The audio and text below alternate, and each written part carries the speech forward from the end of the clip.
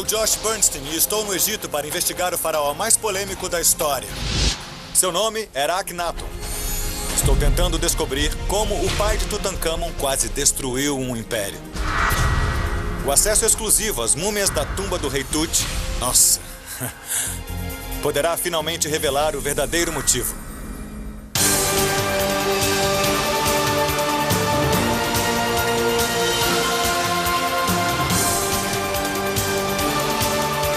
As expedições de Josh Bernstein. Egito, terra das pirâmides, do Vale dos Reis, do famoso Rio Nilo e de muito a descobrir. Se engana quem pensa que todas as histórias desse país já foram contadas. Uma história da dinastia de Tutankhamon, mesmo depois de todos esses anos, ainda continua envolta em mistério. Por 1.700 anos, o Egito foi um império em crescimento, fundado e mantido sob uma base de devoção religiosa. Centenas de deuses faziam parte de cada aspecto da vida egípcia, desde as menores deidades que protegiam as pessoas do mal, até deuses como Osíris, deus da ressurreição, e Amon-Ra, que suplantava todos os outros deuses em poder e prestígio. Quando o jovem Tutankhamon se tornou faraó em 1333 a.C., a religião e a política do Egito estavam caóticas. Como isso aconteceu? Minha busca começa na capital atual do Egito, Cairo. Se eu soubesse que o senhor estaria de terno, eu também usaria um. Estava numa reunião importante, então aproveita para me ver de terno pelo menos uma vez na vida. Estou aqui para encontrar meu velho amigo, Dr. Zahi Hawass, secretário-geral do Conselho Supremo de Antiguidades. Se alguém pode me contar como era a situação quando o menino rei assumiu o trono, esse alguém é o Dr. Zahi. Eu acho que esta deve ser a peça mais bonita já criada por um ser humano. Esta máscara mortuária de 11 quilos do rei Tut é o artefato mais famoso da tumba de Tutankhamon. Descoberta em 1922 pelo arqueólogo britânico Howard Carter, o conteúdo da tumba desvendou um período da história egípcia que era praticamente desconhecido na época.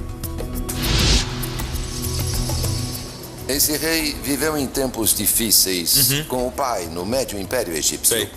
Foi o rei que mudou totalmente o Egito. O Dr. Zahi conta que o pai de Tut, o faraó Akhenaton, assumiu o trono depois de seu pai, Amenhotep III, que havia tido um reinado longo e próspero. Depois de Akhenaton assumir, o Império Egípcio passou por uma mudança radical.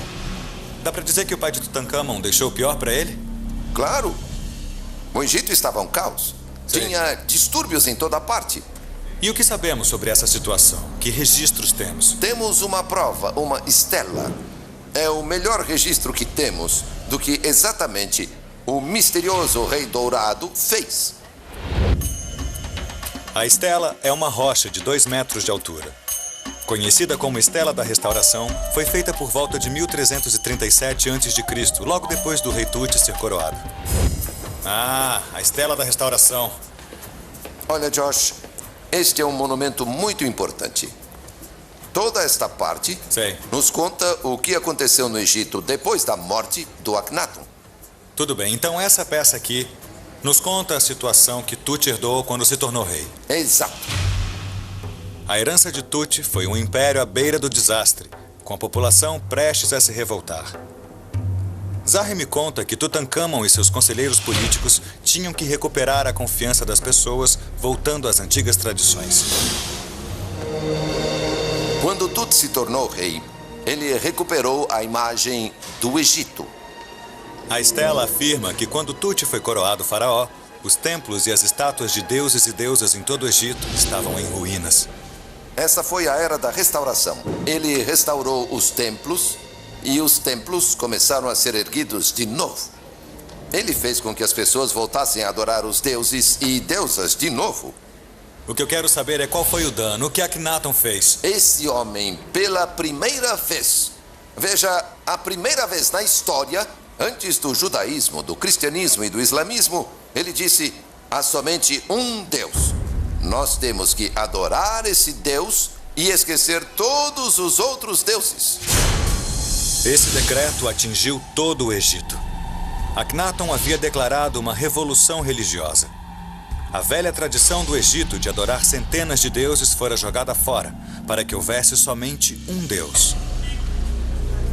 Para saber o porquê, estou indo para o sul, para Luxor, que foi a capital religiosa do Egito, também conhecida por seu nome antigo, Tebas.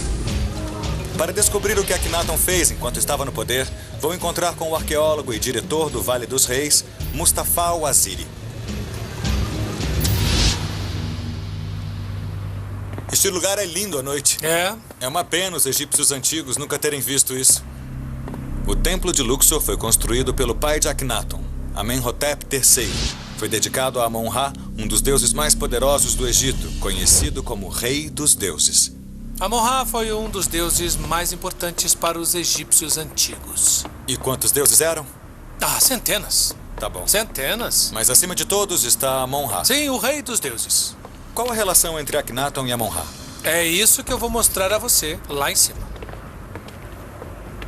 Isso vai ser legal. Sabe como os antigos egípcios faziam para subir até lá? Colocavam andaimes? Não exatamente um andaime, mas fizeram rampas feitas de escombros, argila, lama, coisas assim. Que lindo.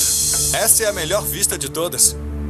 Embora a vista seja deslumbrante, Mustafa conta que ele me trouxe aqui para revelar um dos maiores escândalos do Egito Antigo. Josh, veja a surpresa. Tá bom. Legal. Esse é o cartucho. Tá. Esse cartucho, ou placa, indica quem construiu o templo e a quem foi dedicado. Veja só o que Akhenaton fez. Ele apagou o nome do deus Amon-Ra, como você pode ver. Ele destruiu só a parte de Amon-Ra desse cartucho aqui. Não só aqui. Olha a sua volta. Nesses também. Aham. Na verdade, fez isso em todo lugar. É mesmo. Veja, todos os cartuchos foram completamente destruídos por Akhenaton. Foi algo relevante. Sim, foi. O que sabemos sobre Akhenaton que possa tê-lo levado a fazer isso? Akhenaton estudou para ser sacerdote e não faraó. Desde a sua infância. E por que ele se tornou faraó? Por causa da morte do seu irmão mais velho. O irmão mais velho do Akhenaton morreu? Sim. Ele se viu em uma situação de, contra sua vontade, ter que se tornar rei do Egito. Colocado subitamente no poder, Akhenaton viu a oportunidade de impor sua visão religiosa ao Egito. Começou com a extinção do mais poderoso dos deuses, Amon-Ra. Ele não gostava que Amon-Ra assumisse as características de carneiros, animais, pessoas. Para ele, Deus é Deus. É invisível. Mas isso foi só o começo. Muitos pedreiros trabalharam duro para entalhar a imagem do deus Amon-Ra. Os templos dedicados a todos os outros deuses em todo o Egito foram fechados e a devoção a eles proibida. O reino de destruição de Akhenaton estava para se tornar muito pior.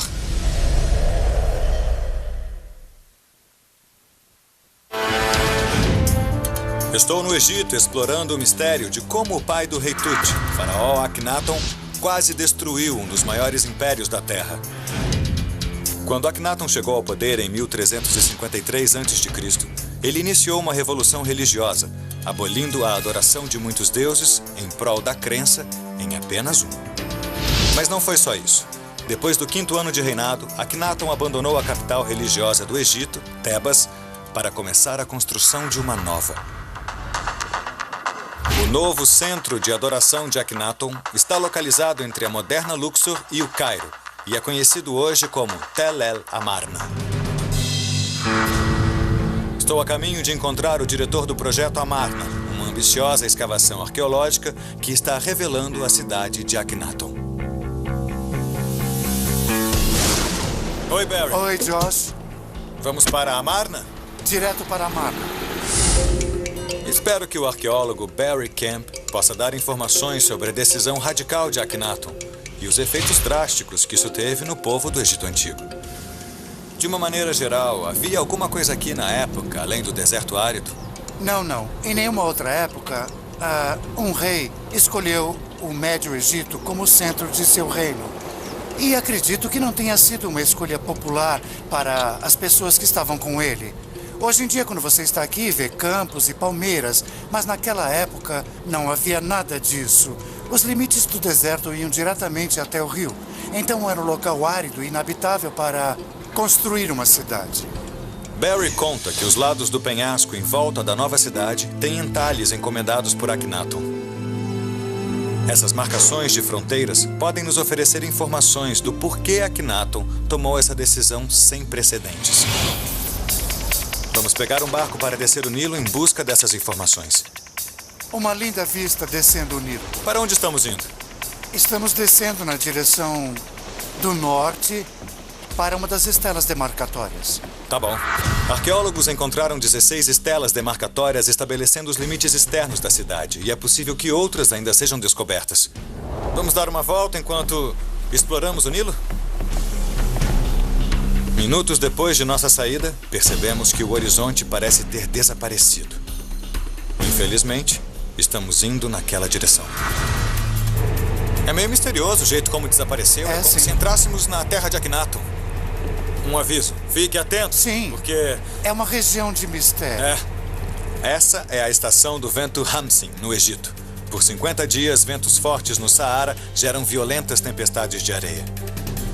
Elas podem cegar, e se você não tiver cuidado, até matar. Tempestade de areia. Tempestade de areia é mesmo? Estamos voltando. Sabe por que estamos voltando? Não deveríamos voltar.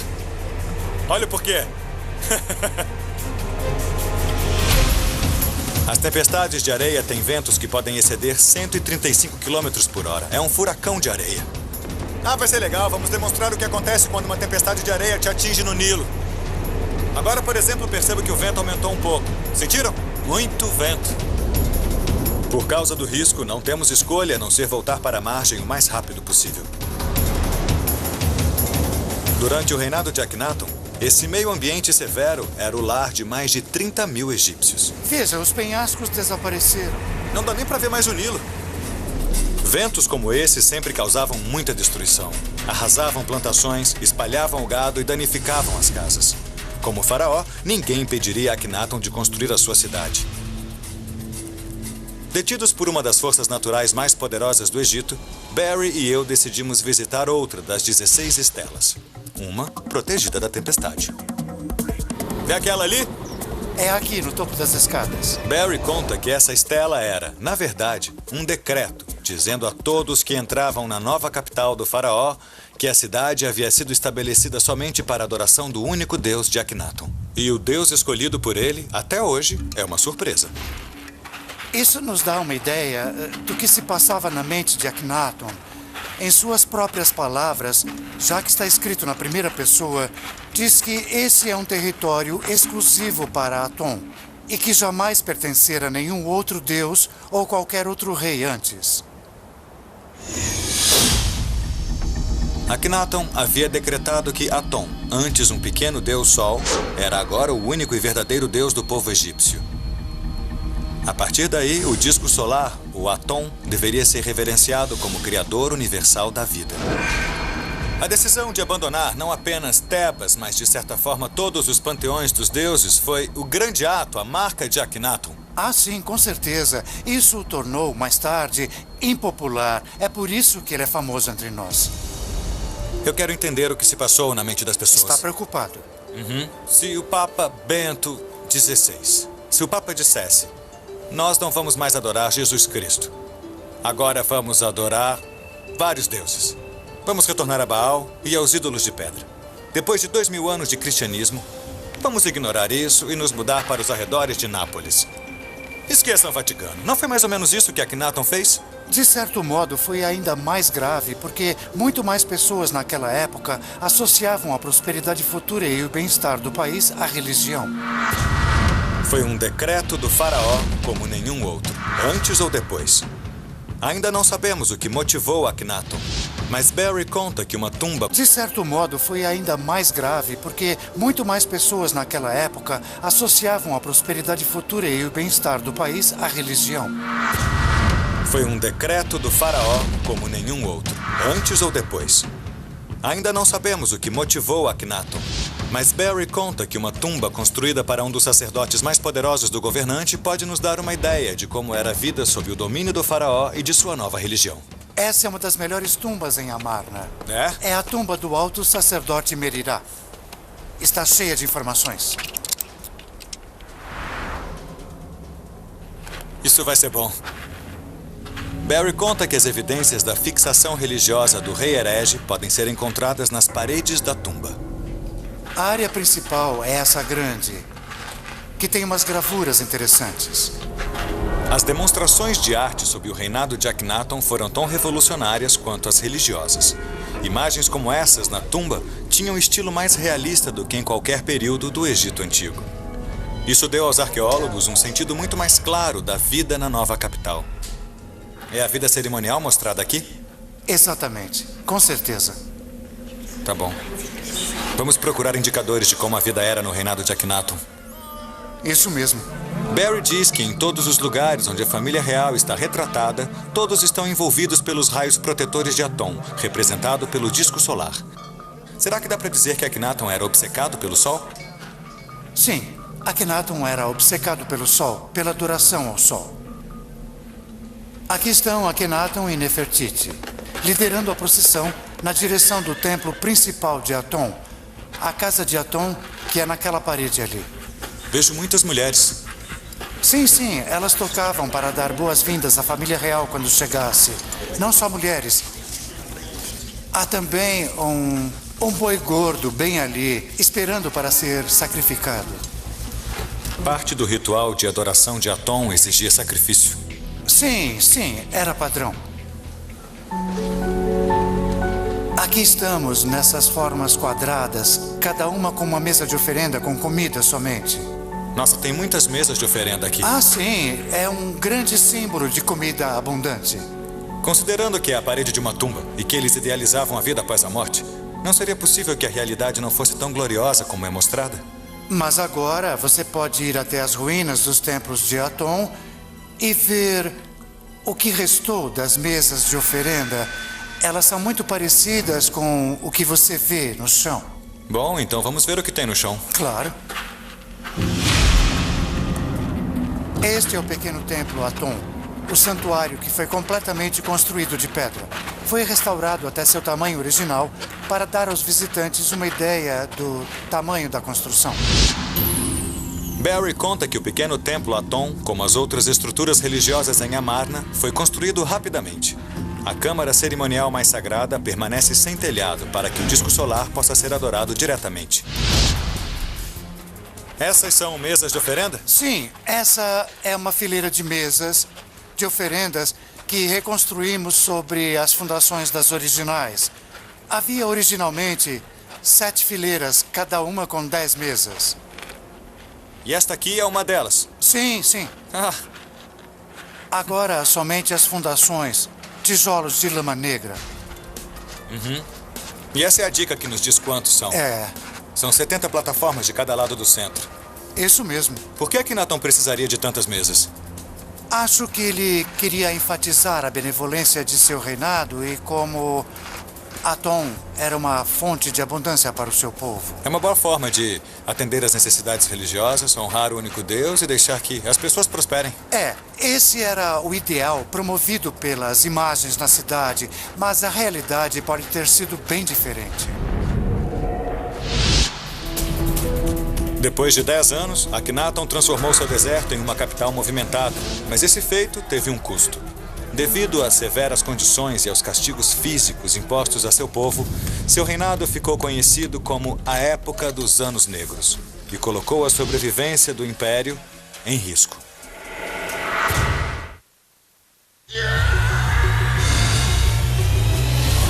Discovery. Estou na Amarna moderna, no Médio Egito. Foi para esse pedaço de deserto que o faraó Akhenaton trouxe sua corte real com mais de 30 mil seguidores em 1344 a.C. Sua meta era fundar uma nova capital religiosa, dedicada ao culto de um só Deus, o disco solar Aton. Mas erigir essa nova cidade seria um preço alto para o seu povo, que foi forçado a construir as estruturas de pedra em tempo recorde. Você estudou como os egípcios antigos fizeram as construções? Sim, sou especializada. A egiptóloga Jack Williamson se junta a nós em uma pedreira, perto de Amarna. Jack estudou as habilidades dos antigos construtores egípcios e quer nos mostrar os desafios físicos que o povo de Akhenaton enfrentou. E isso aqui é pedra calcária, não é? Correto. Ele está tentando reduzir ao tamanho de um antigo talatat. Os blocos chamados talatats eram usados para a construção. Isso mesmo, exato. Talatats são blocos de pedra menores do que os tradicionalmente usados nas estruturas egípcias. Não são necessários muitos trabalhadores. Uma pessoa só pode manusear um talatat. Grandes prédios podem ser erguidos em tempo curto. Agora, quanto ao processo que Mustafa está fazendo, é parecido com o que veríamos no Novo Reino? Algo similar, sim. O cinzel era de cobre e o martelo era um pedaço de pedra ou uma marreta de madeira. Você acha que eu consigo fazer isso aí? Eu não vejo por que não. Olha, Mustafa. Posso? Então, antes de Akhenaton, não havia talatats. Isso mesmo, ele foi o primeiro a usá-los. E ele também tentou fazer muitas coisas novas em arquitetura e arte num curto período de tempo. Interessante, não é? Talvez porque a visão dele fosse única e soubesse que encontraria muita resistência das pessoas, ele tenha pensado: se eu vou fazer com que adotem essa ideia de Aton, tenho que construir esse lugar bem depressa. Eu acredito que sim. A construção de cada uma das grandes pirâmides levou 20 anos. Sob o domínio de Akhenaton, a cidade surgiu no meio do deserto na metade do tempo. Ai! Foi mal, né? Essa doeu. Se você não segurar direito, pode sentir nos ossos. Essa era a vida na pedreira egípcia. Trabalho duro, não há como negar. Mas para os operários de Akhenaton, entalhar talatats era o mais fácil. Carregar os blocos prontos para as estruturas religiosas, sendo construídas a muitos quilômetros dali, era o real desafio. Tudo bem? Você A primeira pegou? parte já foi. Agora é a segunda parte. Aqui vamos nós. Calma, cuidado. Olha, eu acho que essa pedra pesa mais ou menos 45 quilos. Isso é quase o meu peso. Esse bloco tem quase o mesmo peso que eu. Tá legal. Ai, cuidado. Akhenaton queria a cidade construída rapidamente. A construção deveria ser bem rápida e ele queria que seguissem todas as suas especificações. Tudo bem. Deus abençoe o rei. Vamos em frente.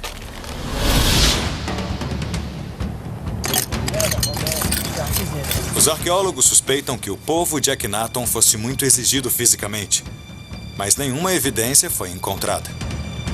Agora, a recente descoberta de um cemitério fornece indícios sobre essas pessoas. Aqui é um cemitério, cheio de trabalhadores da cidade. Enterrados aqui estão os servos, os charreteiros, as pessoas comuns. Estou novamente com o egiptólogo Barry Camp para ver o que foi encontrado aqui. Bem aqui havia um corpo enterrado que foi retirado. Então os ossos já foram retirados. Retiramos os ossos e o que ficou é a parte inferior da forração em cima da qual o corpo foi colocado. Essas pessoas não foram mumificadas, não era um funeral bem preparado, do tipo que acontecia no Egito Antigo. Isso era só para a elite, que representava talvez 1% da população. Eu imagino que por causa do isolamento, tudo aqui em Amarna é com certeza do tempo de Akhenaton, não é? Sim, não há dúvida sobre isso. Então podemos realmente ter uma ideia de como era a vida para essas pessoas. Barry conta a maior descoberta de todas.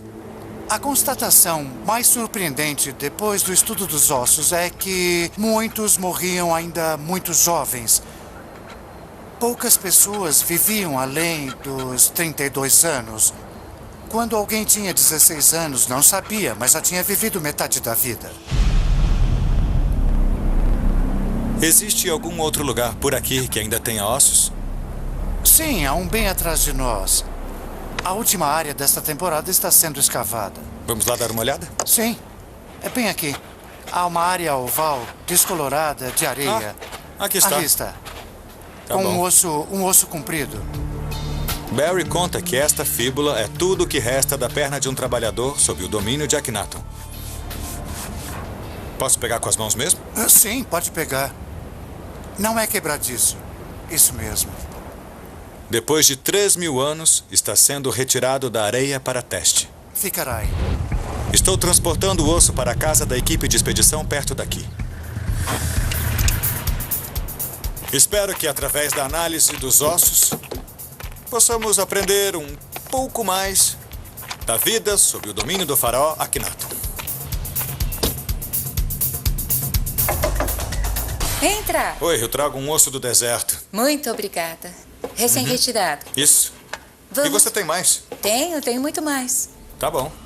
A bioarqueóloga Melissa Zebeck cataloga, analisa e testa os restos do esqueleto do cemitério para ver o que fez os egípcios morrerem tão jovens. É uma mulher? Essa é a número 69. Tá bom. Eu a coloquei aqui e fiz o seu inventário. Agora vamos analisar a sua patologia. E o que você acha? Ela não parece muito bem. Tinha entre 40 e 45 anos. Bem velha até. É, o que não é muito comum nesse cemitério. Mas ela também tinha artrite e algumas fraturas nos ossos. Estas rachaduras aqui indicam fraturas em costelas que ela sofreu mais cedo, porque estão curadas. O interessante é que ela teve um grave trauma lombar. E quanto ao trabalho? O que causaria esse tipo de ferimentos? A maioria de pegar cargas pesadas. Está entre as duas vértebras lombares. Você pode ver, há essas aqui, esses furos e todos esses ossos irregulares. Isso configura uma queda com carga pesada. Mas você percebe sinais de queda apenas nesse caso? Não, em muitos outros. É mesmo? O alto índice de trauma na coluna é prova de que as pessoas pagaram um preço alto pela construção dessa cidade.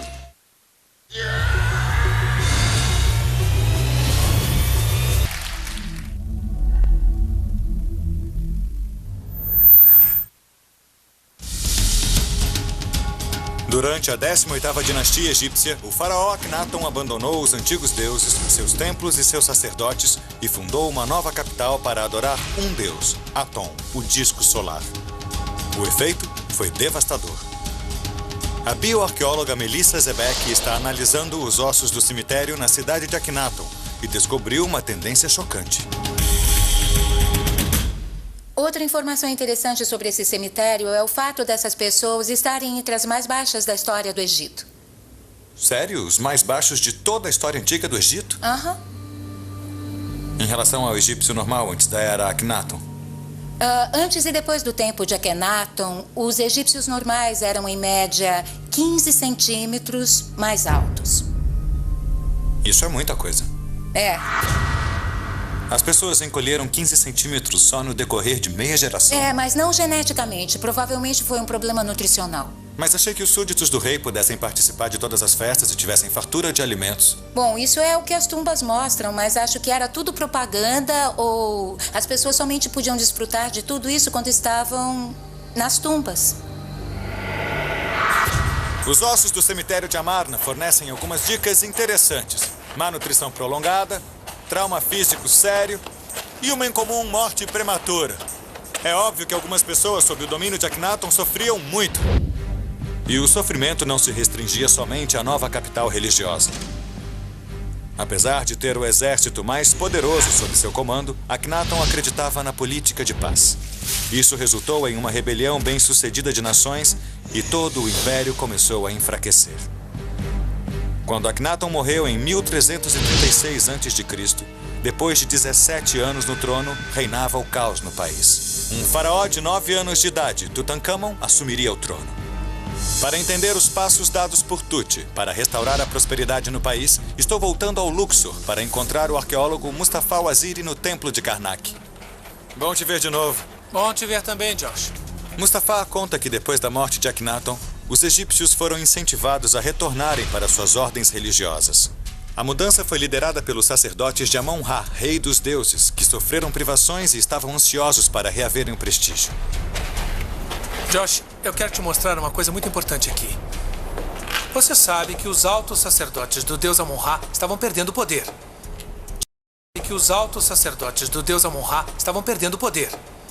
Tinham que acabar com o novo culto. Tinham que acabar com a nova religião. Então, tiveram que esperar pela morte de Akhenaton. Depois que Akhenaton morreu, os sacerdotes fizeram o que queriam. Ah, sim, é claro. Quem era o rei na época depois da morte de Akhenaton? Tutankhamon. O rei Tut era um menino de 9 anos de idade e era o rei do Egito. Quem tinha o controle na época era Horemheb. Horemheb era o líder do exército do Egito de Tutankhamon e provavelmente dava as ordens para o pequeno rei menino. Não é pouca coisa, é muito importante, né? Sim, era certamente uma posição muito influente na época. Para agradar, para satisfazer os sacerdotes de Amon-Ra, o que ele fez aqui em Karnak, ele destruiu completamente todos os templos do deus Aton. Mustafa menciona que Horemheb não só destruiu os templos de Aton em Amarna e os construídos na antiga capital de Karnak, mas também fez tudo para esconder o fato de que algum dia haviam existido. E então o que Horemheb fez para escondê-los de todos? Ele os usou como enchimento dentro dessas 3 torres. Essas torres, ou portões monumentais, marcavam a avenida e a entrada para o templo que honrava Amon-Ra. Então, usando os talatats de Akhenaton, em especial dos templos de Aton, ele disse: não queremos mais ninguém adorando esse deus, vamos então escondê-lo. Após a morte de Akhenaton, a capital do Império no deserto foi abandonada e destruída. O deus solar, Aton, foi finalmente retirado do panteão egípcio e seus monumentos foram destruídos. O nome de Akhenaton nunca mais apareceria em qualquer lista de reis feita pelos faraós subsequentes. Mas a pergunta principal continua: por que Akhenaton era tão obcecado com o deus Sol?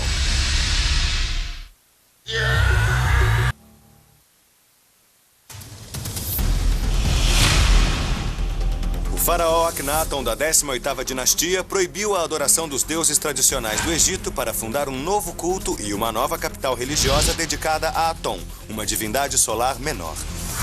Esse ato custou caro ao povo. Mas até hoje, a pergunta persiste: por que ele fez isso? Voltei ao Museu do Cairo para encontrar a egiptóloga Owen Burridge. Ela acredita ter uma nova teoria que responde a essa pergunta. Então acredita mesmo que o interesse de Akhenaton no Sol era mais do que religioso?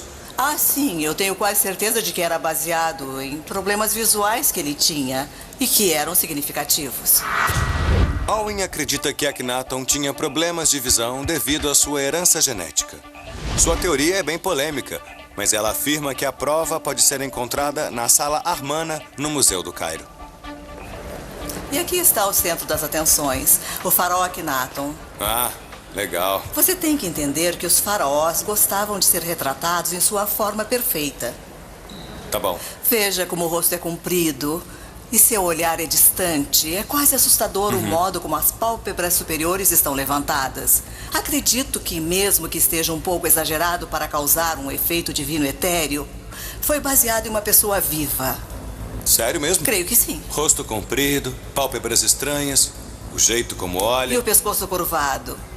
Owen, esse estilo era o mesmo em todas as estátuas? Com certeza sim, e era intencional. E vemos isso aqui nessa estátua mais completa. Ele tem o rosto longo, olhos protuberantes.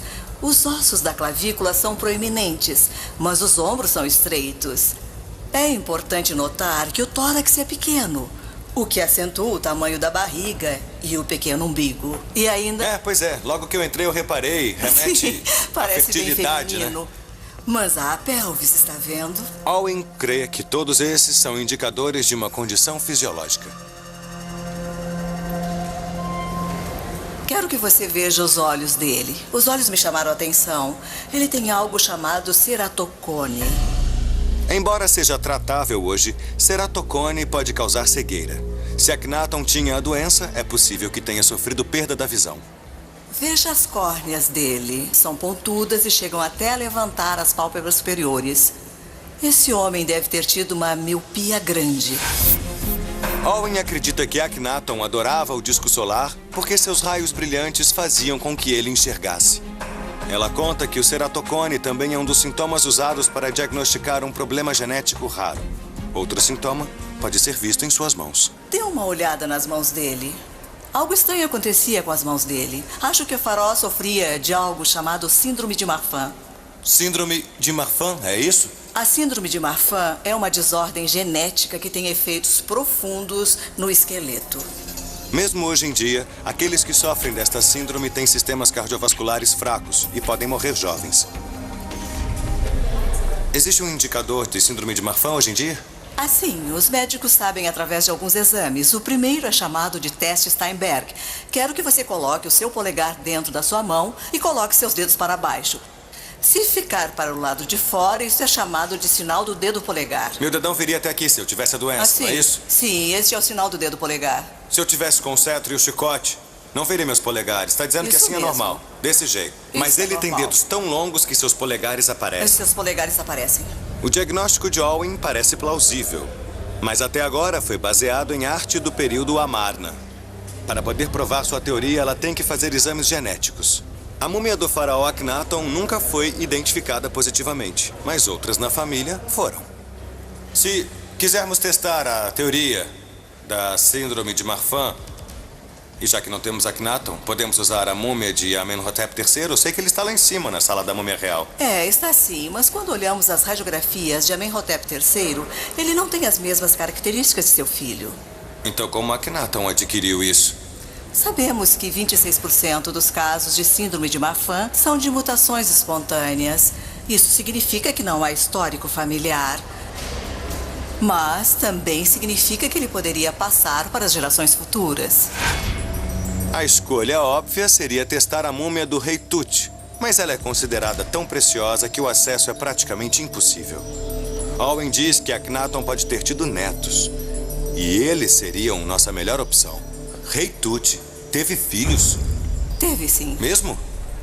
Um segredo pouco conhecido, mas há 2 fetos colocados na tumba com ele. Então, até onde sabemos, são filhos legítimos de Tutankhamon. E são os netinhos de Akhenaton. Isso, correto. Vamos checar, então. Ok. Estamos indo para o Hospital e Universidade de Medicina Khazar El-Aini, onde teremos acesso inédito aos fetos encontrados na tumba do rei Tut. Quem vai permitir o teste da teoria de Owen é o Dr. Mohammed Fauzi Gabala, guardião dos restos mumificados. Da tumba de Tutankhamon. Eles estão aqui? Aqui estão as 2 caixas. Sério? Tá bom. Lugar bem comum para guardar múmias.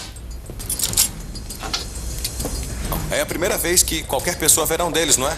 Exatamente. Com a abertura dessas caixas, Owen espera encontrar evidências da síndrome de Marfan e a prova genética que pode confirmar a sua teoria de que Akhenaton tinha mais do que razões religiosas para sujeitar seu povo ao sol escaldante no meio do nada.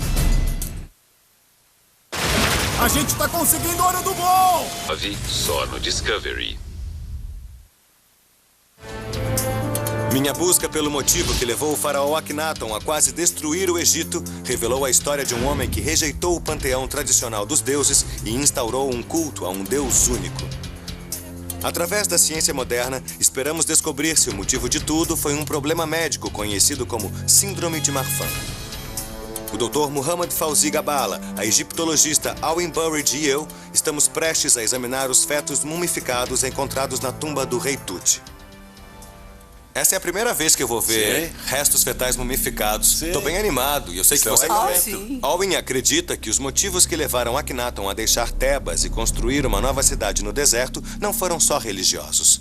Você gostaria de ver? Por favor, doutor, faça as honras. Examinar esses restos oferece a ela a chance de determinar evidências físicas para sua teoria polêmica. Uau! Ah, meu Deus. Veja isso. É um feto com 7 meses de idade. Você pode ver claramente na parte inferior esquerda... Desculpa, doutor, mas antes de falar de patologia, eu quero apreciar um pouco o momento em que eu olho para o filho natimorto do rei Tut.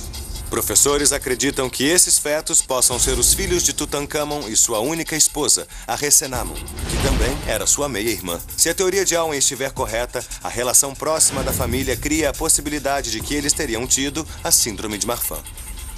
E quanto ao outro feto? Vamos ver. Podemos? Sim, Podemos ver você agora? quer? Você gostaria de abrir? Claro, eu posso. Claro, Mesmo? está aberto. Eu ajudo. Tadá! A caixa é tão pequena. Isso é incrível. É um feto pequeno. Está no lugar, como você pode Nossa, ver. é tão pequeno. Eu achei que aquele fosse pequeno, mas esse daqui é ainda menor. E é tão frágil.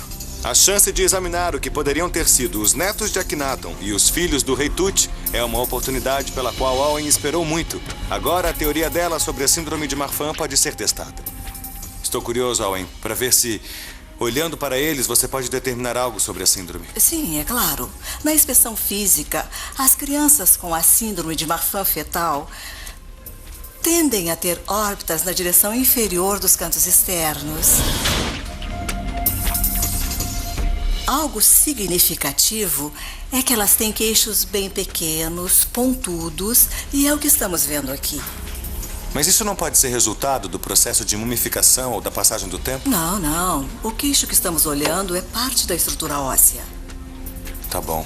Mas percebo que tem membros muito longos, dedos longos.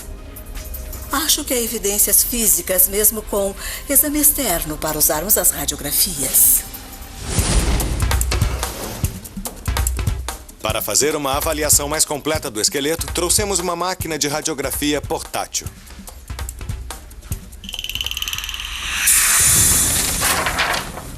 Temos chapas? Sim, temos muitas chapas. Excelente. O radiologista e especialista em múmias, professor Ashraf Selim, veio ajudar a analisar as imagens. Mostra os detalhes tirando várias radiografias do bebê. Tá bom. Com a ajuda de Ashraf, Owen espera encontrar as evidências necessárias para confirmar a sua teoria de que o mais polêmico faraó na história do Egito foi inspirado mais por seus problemas físicos do que por devoção a seu Deus único. Na realidade, há muitos sinais que procuramos em casos com Marfan. Certamente, o primeiro sinal e mais importante é ter os dedos das mãos e pés longos e ver o comprimento das falanges e dos dedos, que pode ser um sinal da síndrome. Então, se for positivo, pode ser... Essa é uma das coisas. Tá, espera, Owen. O que acha? Concordo. Concorda? Sim. Se fosse usar todo o seu conhecimento e experiência para verificar isso, qual seria o veredito? É ou não é síndrome de Marfan?